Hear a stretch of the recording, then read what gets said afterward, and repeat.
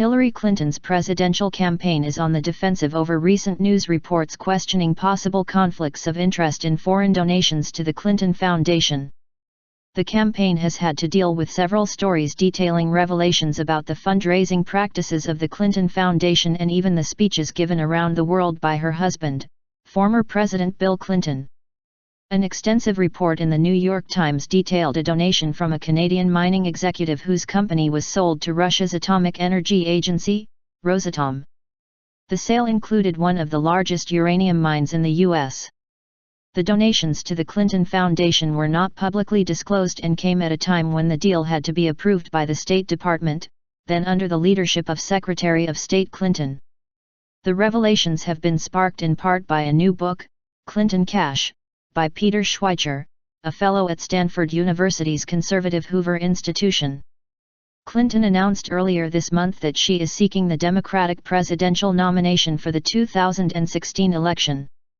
A spokesman for the Clinton campaign, Brian Fallon, told The Times that there is not a shred of evidence that shows Clinton ever took action as Secretary of State to support the interests of donors to the Clinton Foundation. The revelations sparked questions at the White House and a statement of support from presidential spokesman Josh Earnest. At this point there has not been any evidence presented that would prompt the president or anybody at the White House to be unsettled by Secretary Clinton's conduct as Secretary of State, he said. In fact, everyone here at the White House including the president continues to be very proud of her services to this country as Secretary of State of the United States. Republicans seize on revelations. Several Republican presidential contenders have raised questions in recent weeks about some of the foreign donations for the Clinton Foundation, and analysts expect the issue to remain vibrant as the 2016 presidential campaign picks up momentum. John Fortier, political analyst at Washington's Bipartisan Policy Center, predicts the questions will continue to swirl for some time about perceptions of conflict of interest and transparency. There are some questions about it, and especially because it involves foreign governments, and some that really don't look so good. I think these questions will continue for a while, Fortier said. Fortier still sees Clinton as a top presidential contender with many political advantages in the upcoming presidential race. That view is also held by analyst Matthew Dallek of George Washington University.